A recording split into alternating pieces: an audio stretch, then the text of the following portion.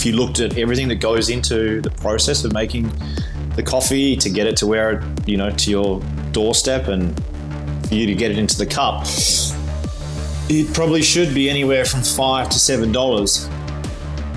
To tell people that though, it's a hard sell. There would be very few people in Australia who don't intersect with cafes on a very regular basis. They are so much a part of who we are. What is it like to run a cafe, to stay on the cusp or perhaps even ahead of the curve when it comes to what people are looking for in those daily interactions? Today's guest is Kieran Spiteri. He is part of Yolk Group, which has a number of cafes in Melbourne, all of which I have enjoyed. Kieran, welcome to Dirty Linen. Thank you. Thanks for having me on. I really appreciate it. Yeah, well, it's great to have you on. You've been in the industry for quite a while. You've got a lot of experience and I guess a lot of energy for what you're in the thick of now. Tell us about Yolk and what's the group? Why is it a group? And the cafes that you guys have got? Yeah, thanks. Great question.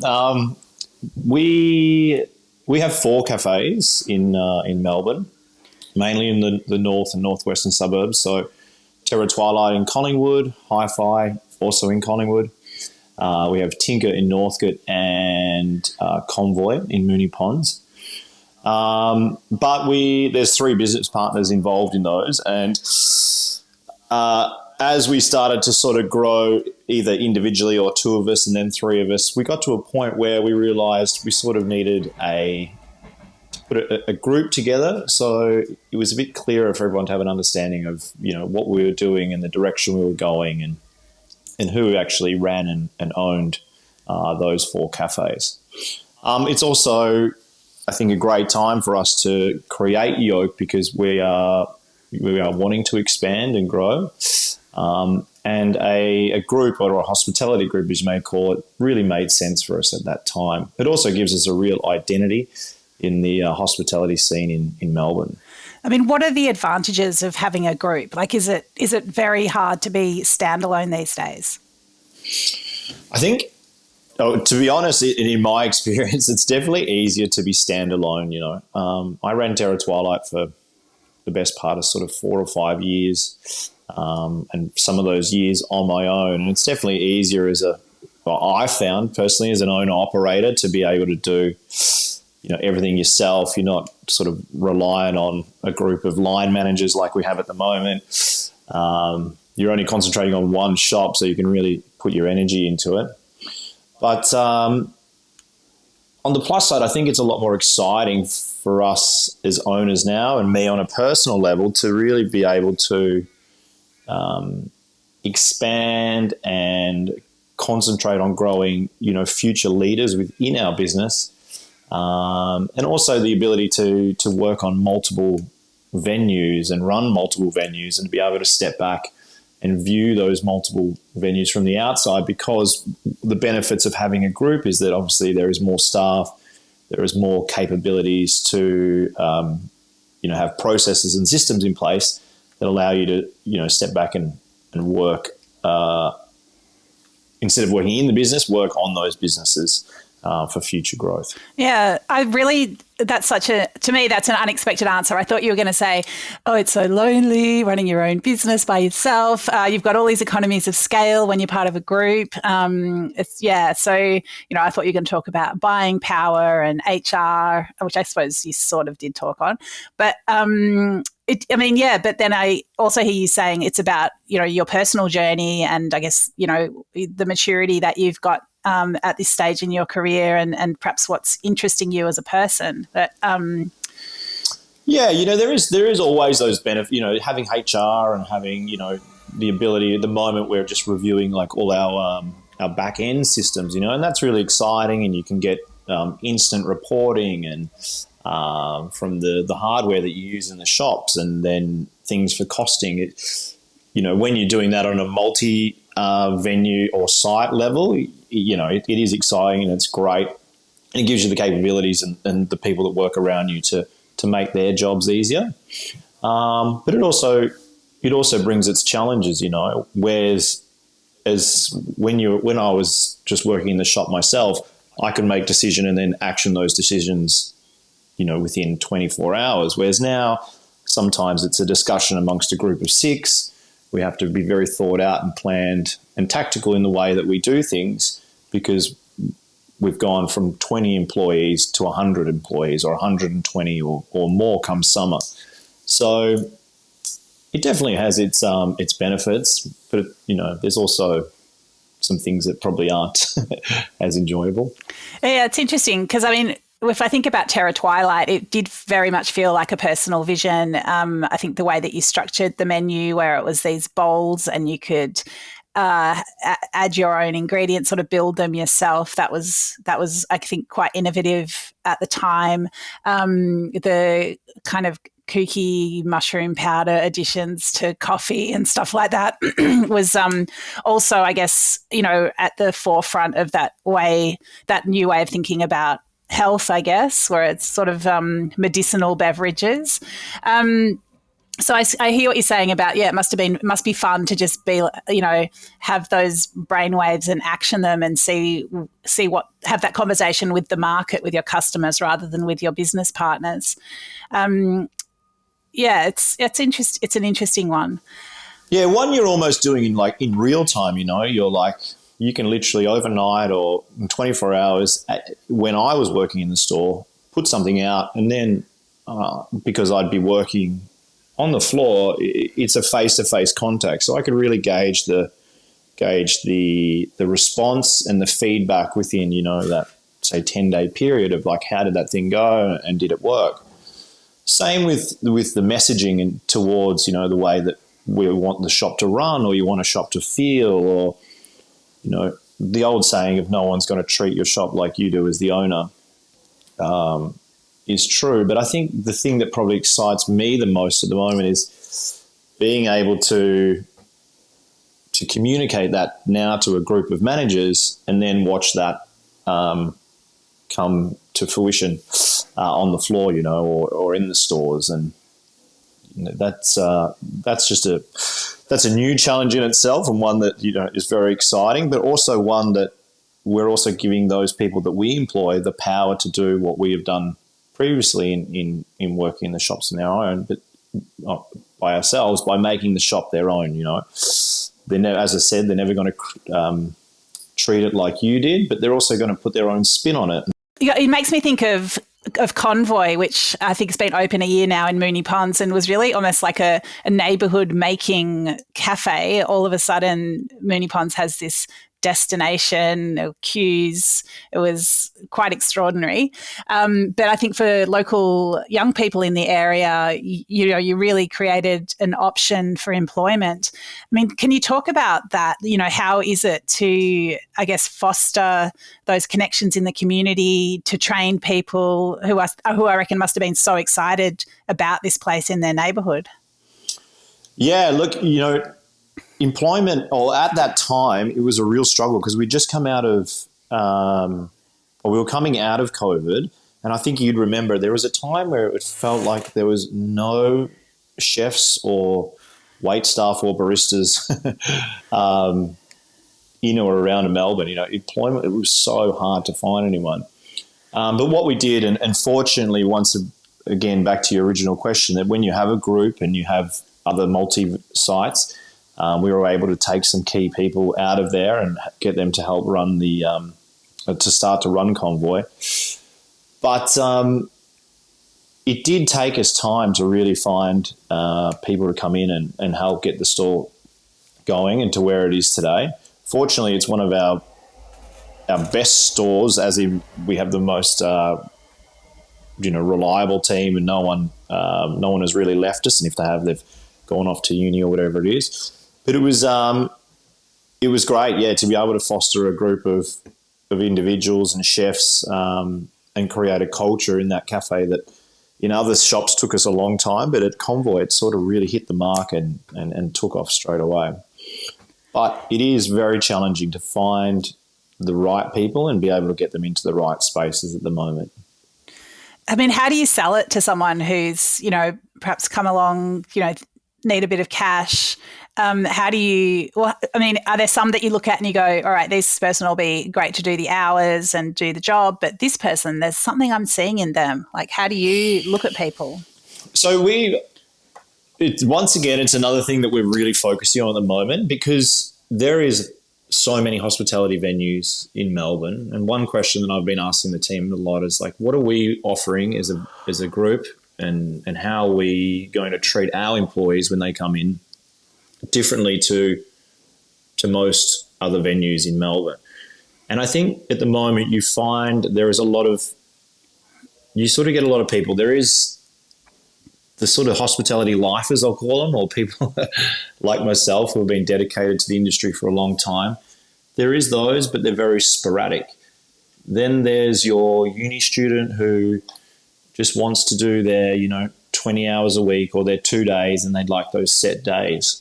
So whereas before we used to have a mentality of, which is probably a bit of an old school mentality of like, you must work, we need you full time, and you're almost, married to the venue.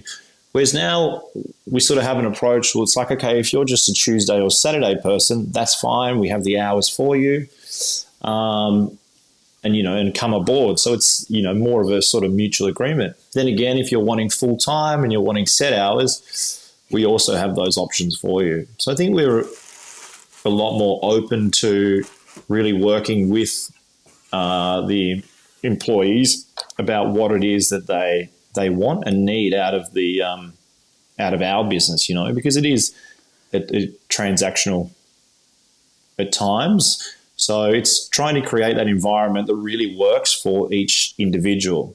What about culture in the business, Kieran? Like once they're in there, whether it's for 2 days or for 5, what do you do to make work a nice place to be?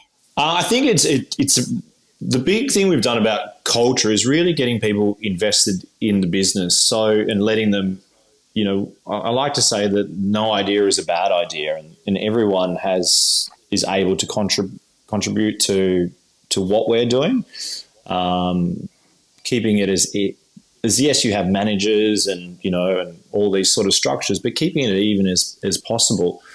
And also with our other managers, we get them involved so much in the day-to-day and almost make it feel like they are running that business as their own. We've found that really helps create a culture where everyone is invested in the shop and they really feel like it's their own. They also feel like they're part of a team. And that's through communication and, that once again, that no idea is a bad idea. Which seems to sort of really work well for us currently. Great. You would have seen a lot of changes in cafe culture over the years. Tell us what some of those big changes have been, and where you think we're at the moment. Yeah, I think it used to be like sort of in the cafe industry. It went through that massive sort of influencer phase. I would say, where everything was really pretty and extravagant and flowers and everything on food. Whereas now I sort of feel that we're sort of trending more towards more of a good quality classic sort of dishes or cafe wise. I think there's still that market for bespoke venues out there where you'd go and you're only going to eat at that location for one certain thing, whether it be bread or croissants or someone that's doing something artisan that way. But trend wise, I think now people just really want good quality. I think as well, due to the crunch in sort of cost of living as well. I think that when people are going out, they're a bit more sort of wise to what they're eating, but they want to go somewhere that's offering good quality and consistent products. It's not too sort of out there and too crazy. So I think more sort of your safer options is what's on trend at the moment. So tell us about some of the stats on the breakdown of what people are ordering at your cafes? Like, are most people going for eggs and sides, or are they ordering more, I guess, interesting dishes that like the okonomiyaki at Convoy, or like where does it actually where do the stats lay down? Yeah, probably not as, you're right, not as adventurous as people used to be. Some of the things that we put on, and I think, oh, that's going to fly, sort of don't, Like at Terra Twilight, there's two dishes. There's an eggs kurosawa and a spicy green eggs. They would be our top two sellers, and every day, it blows me away the volume that we sell. Same sort of thing at Convoy, that people really go for those more sort of safe options. Our cinnamon scroll pancakes still get a bit of a roll, but yeah, it's people. I think they want to venture out, but it's definitely steering more towards those sort of safer dishes, which really surprises me sometimes, because you can put these sort of banging specials on that really don't work. But yeah, even at the sandwich bar, actually, your really classic sandwiches are the ones that people really lean into. Always either a fried chicken or our Reuben is something that people sort of can't go past.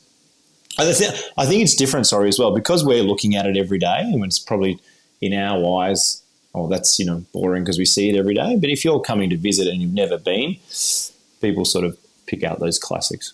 Yeah, it's interesting. What about with coffee? Like the pour overs, the filters, the batch brews, are they getting traction, or is it still a bit of a niche, geeky area? I would say it's area. Like in Collingwood, we sell loads of batch brew. Like it flies out. At Convoy, we thought we'd do the same, but it's hot lattes all day. The latte, we sell so many of them, and the milk has to be probably hotter than you'd like to make it.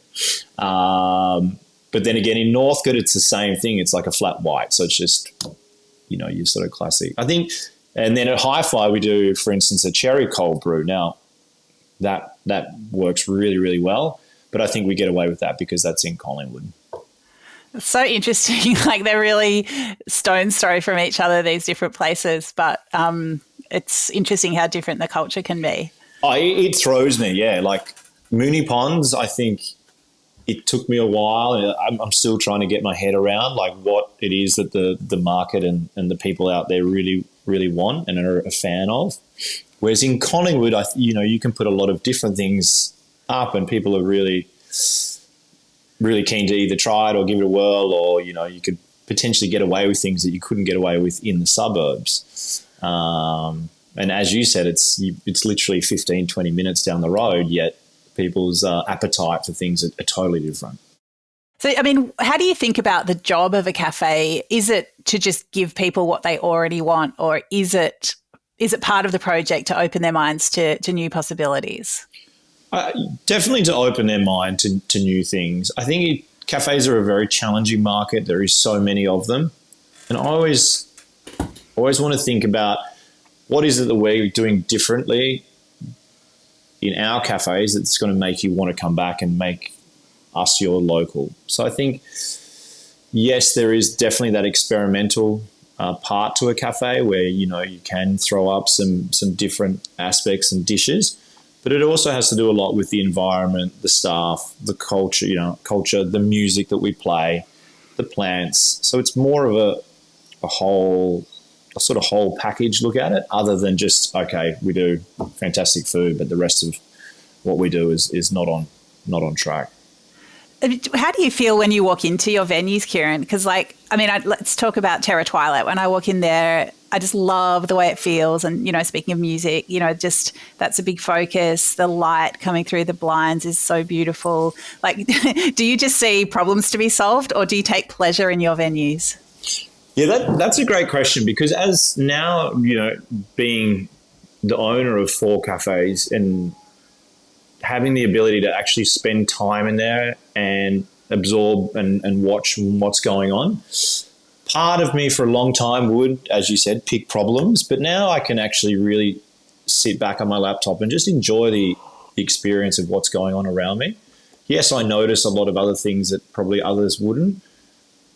But for instance, in Terra Twilight, that's been my baby since day one. So I just love it. And I always sort of feel like I'm drawn back to it to sit there. But the same at Convoy, you walk in there and the design and just the feel of that place is something really special to me. Obviously, I'm biased because I own the space, but yeah, it's a really nice feeling, and one that, you know, is always on my mind is like, well, how do we convey that feeling to our customers day in and day out? What is the magic, or what is the thing that we're doing that makes people feel like I feel when I sit there and everything's working and flowing?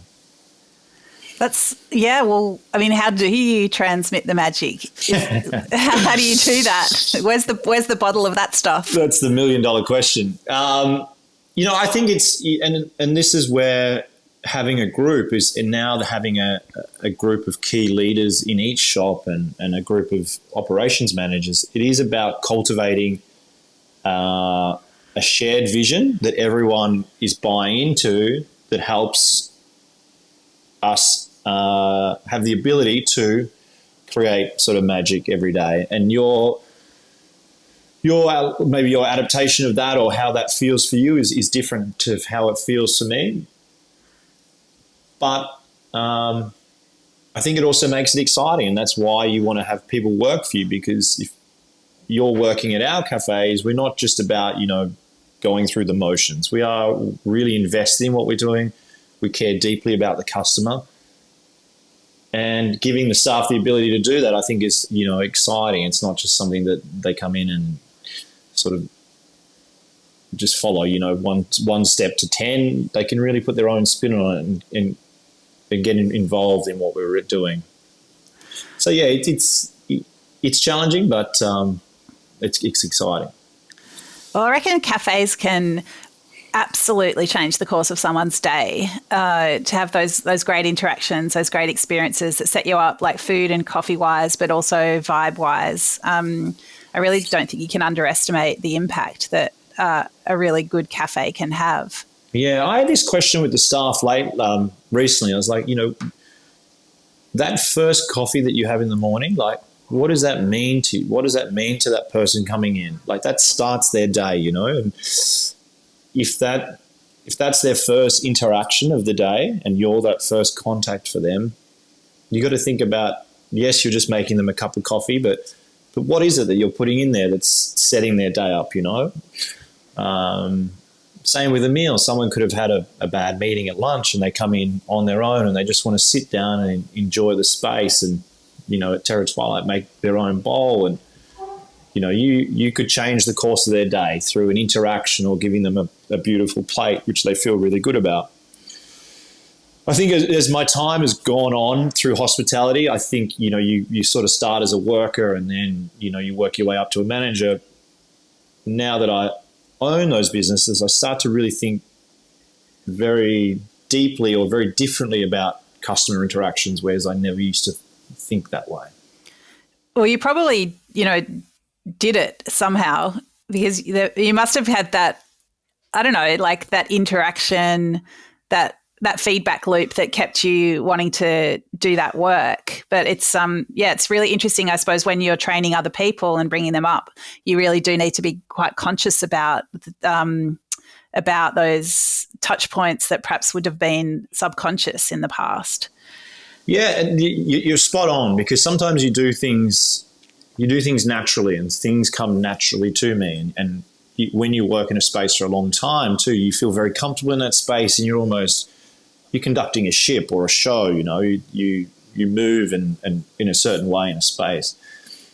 The biggest challenge for us now and for me is to be able to explain that feeling, the magic or whatever you want to call it, to our leaders in the stores, for them to be able to do it in their own style.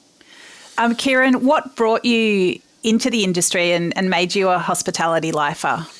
I had a pretty funny way of getting into it. I used to ride horses competitively when I was young. And really? I was like, what discipline? like show or showing it was called. Wow. So, you know, at a Melbourne show where you'd go and you'd see all those people riding horses in the middle. That was me. And I did that all through high school. And anyway, I finished school at the end of year 10 and was working. My parents had a farm and we used to adjust horses. And so I'd look after people's horses. But it got to a point where my mum and dad are like, you know, you need to get a job. And my brothers are always in a trade, you know, welding and metal work. Whereas that was all so foreign to me. So I started working in a cafe actually in Moonee Ponds. And it just naturally flowed from there. And I worked in bars and restaurants. But nothing really kicked off till I went to the UK and I worked for Soho House over there. And I spent 4 years working with them. And then when I came back to Melbourne, I started working at Taxi Dining Room.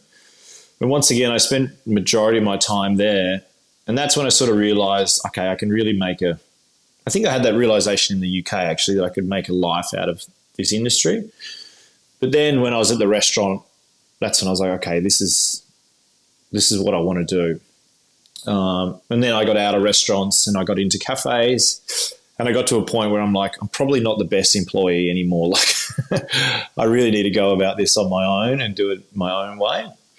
And it just sort of fell into my lap, but I was able to take over at Twilight.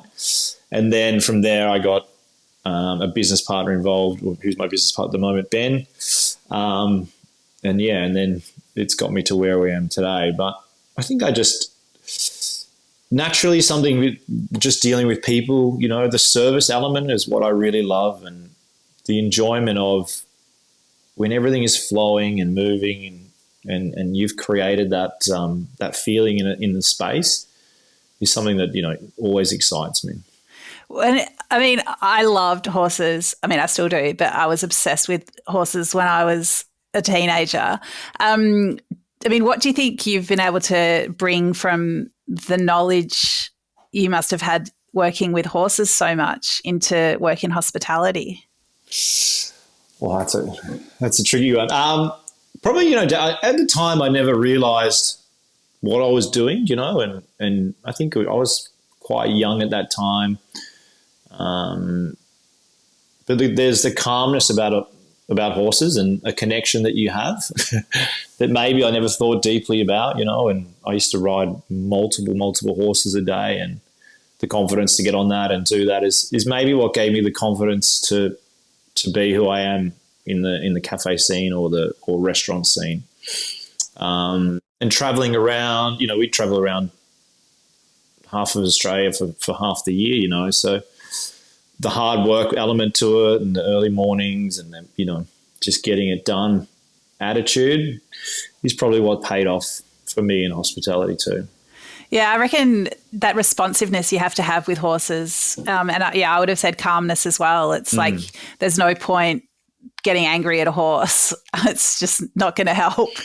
No, but, you know, yeah, because I never realised that the angry you got, and, you know, I was no angel when I was young, and you know, you'd lose it at a horse, but it'd actually make them more spooked, you know, and they're very calm, and they actually use them for certain people, like there's horse therapy, I think, as well.